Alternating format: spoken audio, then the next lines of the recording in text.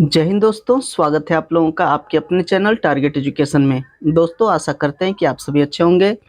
दोस्तों, आज मैं आप लोगों के लिए लेकर आया हूं सामाजिक अध्ययन के महत्वपूर्ण प्रश्न। जी हां, सामाजिक अध्ययन के महत्वपूर्ण प्रश्नों को लेकर आया हूं। दोस्तों, ये सभी प्रश्न काफ़ी इम्पोर्टेंट है और ये आने वाले एग्जाम के लिए काफ़ी इम्पोर्टेंट साबित होगा। दोस्तों, जितने भी प्रकार के परीक्षाओं में सामाजिक अध्ययन के प्रश्न पूछे जाते हैं, वे सभी एग्जाम में ये सभी प्रश्नों को पूछा गया है। तो आइए एक एक करके देखते हैं। दोस्तों, आप लोगों से एक छोटी सी रिक्वेस्ट है कि यदि अभी तक मेरे चैनल को सब्सक्राइब नहीं किया तो सब्सक्राइब कर ले, बेल आइकन को जरूर दबाइए ताकि इसी प्रकार की महत्वपूर्ण वीडियो की नोटिफिकेशन आप लोगों तक आसानी से पहुंच सके। दोस्तों, आइए शुरू करते हैं आज का पहला प्रश्न। जी हाँ, आज का पहला प्रश्न है, मीरात उल अखबार के संस्थापक कौन थे? ऑप्शन दिया गया राजा राम मोहन राय, मौलाना अबुल कलाम आजाद, मनमोहन घोष, खान अब्दुल गफ्फार खान। इसका सही आंसर है दोस्तों ऑप्शन ए, राजा राम मोहन राय। जी हाँ। नेक्स्ट प्रश्न है दूसरा। दोस्तों, ये सभी प्रश्न काफी इंपॉर्टेंट है, इसे ध्यान पूर्वक देखें शुरू से अंत तक। ये आने वाले एग्जाम के लिए काफी सहायक सिद्ध होगा। दूसरा प्रश्न है, विश्व की प्रथम पेपर मिल की स्थापना कहाँ हुई थी? जी हाँ, विश्व की प्रथम पेपर मिल की स्थापना। तो प्रथम पेपर मिल की जो स्थापना हुई थी दोस्तों, इसका सही आंसर होगा ऑप्शन ए, जर्मनी में। जी हाँ, पेपर मिल की जो स्थापना हुई थी सबसे पहले वो जर्मनी में हुई थी और यह 1390 ईस्वी में हुई थी। जी हाँ, 1390 ईस्वी में जर्मनी के नूर्नबर्ग शहर में इसका स्थापना किया गया था सबसे पहले। तो नेक्स्ट प्रश्न देखते हैं तीसरा, मराठा समाचार पत्र किस भाषा से संबंधित था? ऑप्शन है हिंदी, अंग्रेजी, बांग्ला और मराठी। दोस्तों, तो इसका सही आंसर होगा वो होगा ऑप्शन बी, अंग्रेजी। जी हाँ, मराठा समाचार पत्र जो था वो अंग्रेजी भाषा से संबंधित था। यहाँ पर मिस्टेक हो सकता है कि मराठा है देख करके मराठी में ऑप्शन में टिक नहीं लगाना है, क्योंकि मराठा जो समाचार पत्र था वो अंग्रेजी भाषा से संबंधित था। नेक्स्ट है 4 नंबर का प्रश्न कि भारतीय समाचार पत्रों के मुक्तिदाता के रूप में भारत के कौन गवर्नर जनरल विख्यात हैं? इसका सही आंसर होगा दोस्तों ऑप्शन डी, चार्ल्स मेटकॉफ। जी हाँ, चार्ल्स मेटकॉफ को ही भारतीय समाचार पत्रों के मुक्तिदाता के रूप में जाना जाता है। और ये चार्ल्स मेटकॉफ का जो समय था यहाँ वो था 20 मार्च। जी हाँ, 20 मार्च 1835 से 4 मार्च 1936। जी हाँ, 4 मार्च 1936 तक।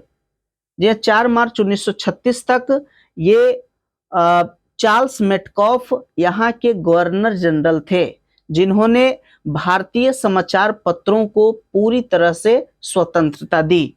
इसलिए चार्ल्स मेटकॉफ को भारतीय समाचार पत्रों के मुक्तिदाता के रूप में जाना जाता है। नेक्स्ट है 5 नंबर का प्रश्न, हिंदुस्तान रिव्यू का प्रकाशन किसने आरंभ किया?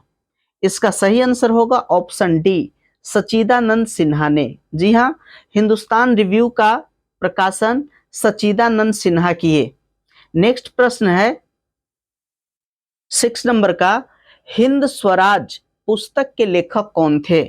इसका सही आंसर होगा दोस्तों ऑप्शन डी, महात्मा गांधी। जी हाँ, हिंद स्वराज पुस्तक के लेखक महात्मा गांधी थे।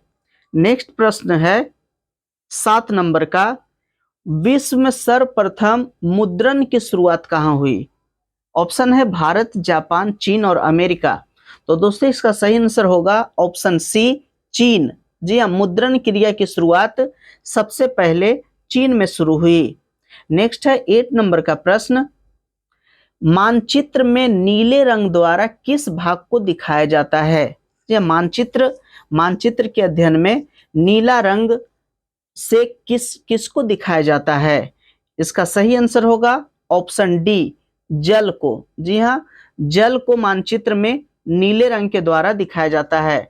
और दोस्तों, पृथ्वी पर जल की अधिकता होने के कारण ही जब इसको आकाश से जब देखा जाता है तो यह नीले रंग का दिखता है, इसलिए पृथ्वी को नीला ग्रह भी कहा जाता है। नेक्स्ट है 9 नंबर का, उच्चावच प्रदर्शन के लिए हैस्यूर विधि का विकास किसने किया था? जी हाँ, उच्चावच प्रदर्शन के लिए एक विधि होता है हैस्यूर विधि, तो हैस्यूर विधि का विकास किसने किया था? इसका सही आंसर होगा दोस्तों ऑप्शन डी, लेहमान ने। जी हाँ, लेहमान ही जो थे वो हैस्यूर विधि का विकास किए थे। नेक्स्ट है 10 नंबर का, ककोलत जलप्रपात बिहार के किस जिले में स्थित है? ऑप्शन है पटना, नवादा, मुंगेर और नालंदा। तो दोस्तों ये ककोलत जलप्रपात ठंडे जल का जलप्रपात है।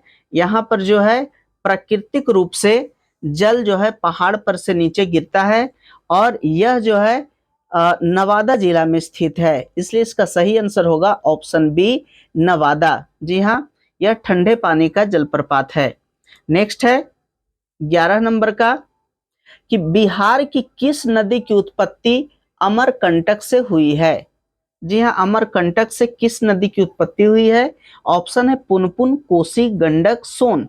इसका सही आंसर होगा दोस्तों ऑप्शन डी, सोन नदी। जी हाँ, तो सोन नदी जो है यह अमरकंटक की पहाड़ी से निकली है। जी हाँ, और यह एमपी में है, मध्य प्रदेश में। मध्य प्रदेश के अमरकंटक नामक पहाड़ से निकल करके यह 350 मील दूरी करते हुए यह जाकर के गंगा में गिरती है।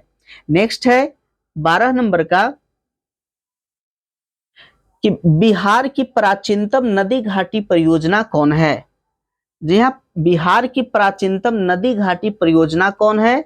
इसका सही आंसर होगा दोस्तों ऑप्शन ए, सोन परियोजना।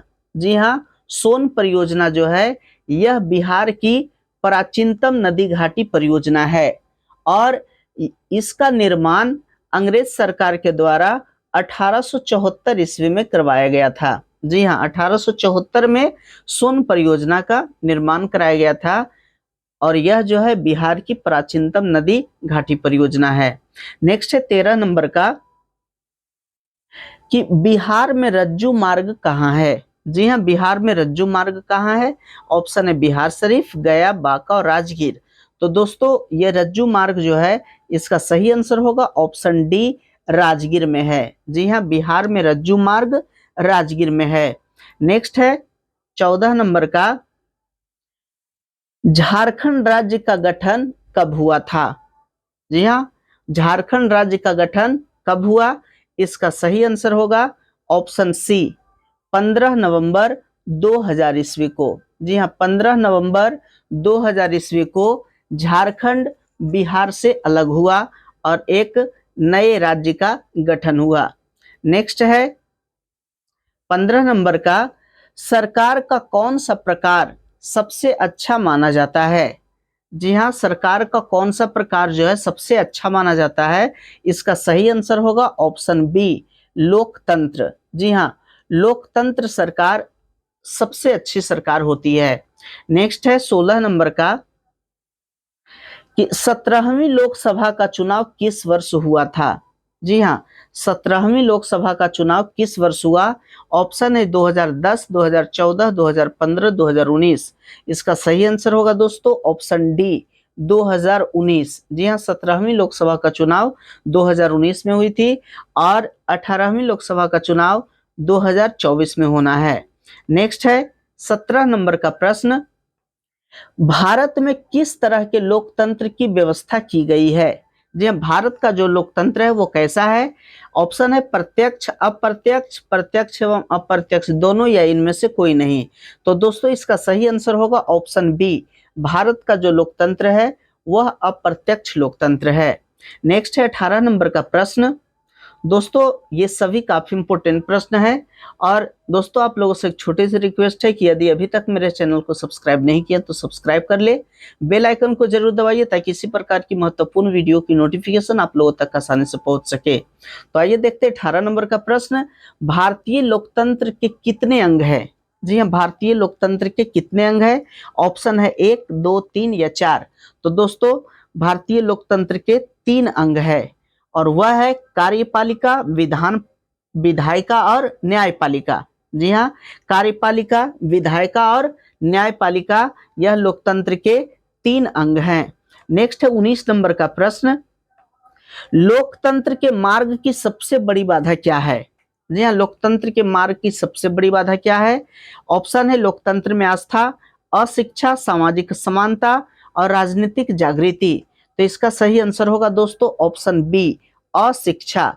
जी हाँ, अशिक्षा ही लोकतंत्र के मार्ग की सबसे बड़ी बाधा है, क्योंकि जब तक व्यक्ति शिक्षित नहीं होंगे तब तक लोकतंत्र को समझ नहीं पाएंगे। इसलिए इसका सही आंसर होगा ऑप्शन बी, अशिक्षा।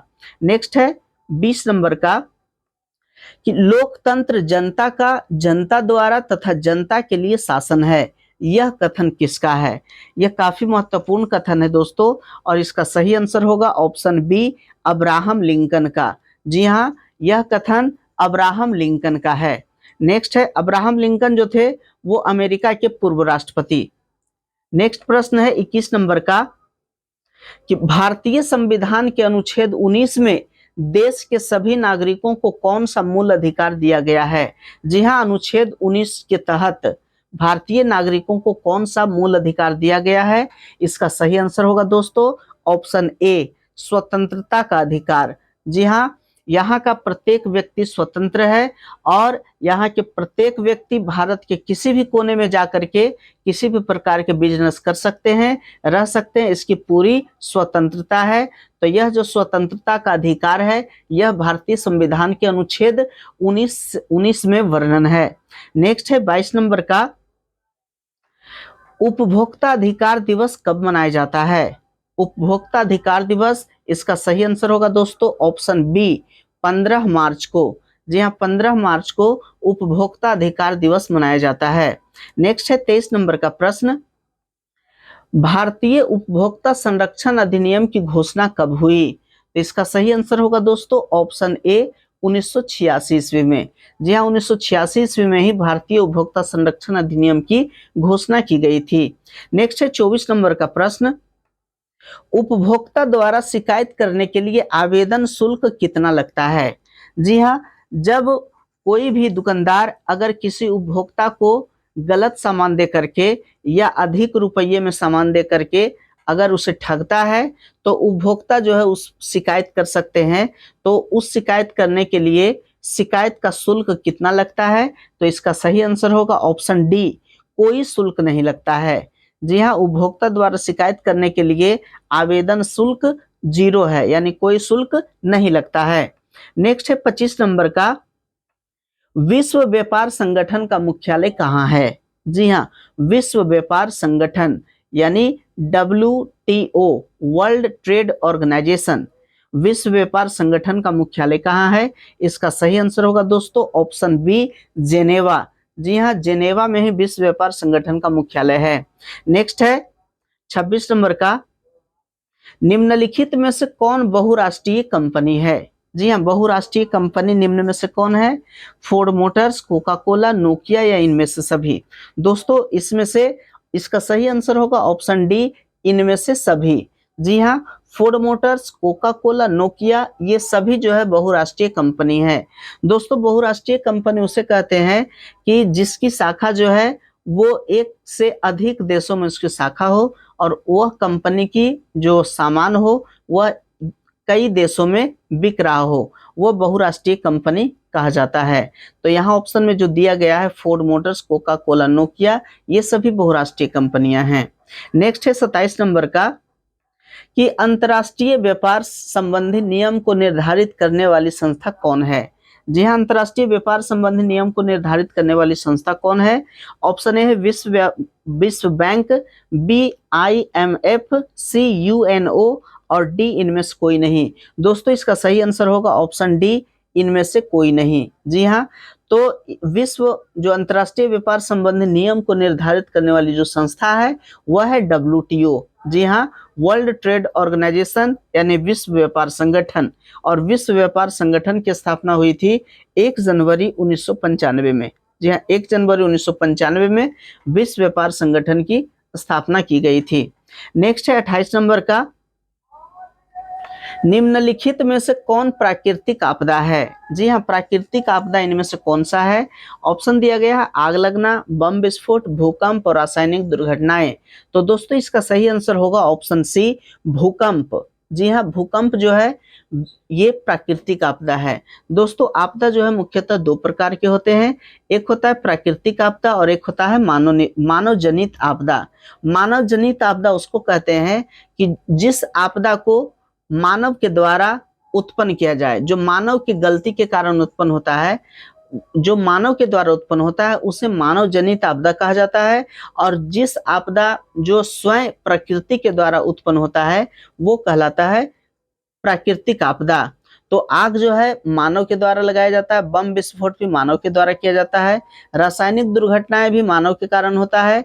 यहाँ पे भूकंप जो है प्राकृतिक आपदा होता है, प्राकृतिक कारण से होता है, इसलिए इसका राइट आंसर होगा ऑप्शन सी, भूकंप।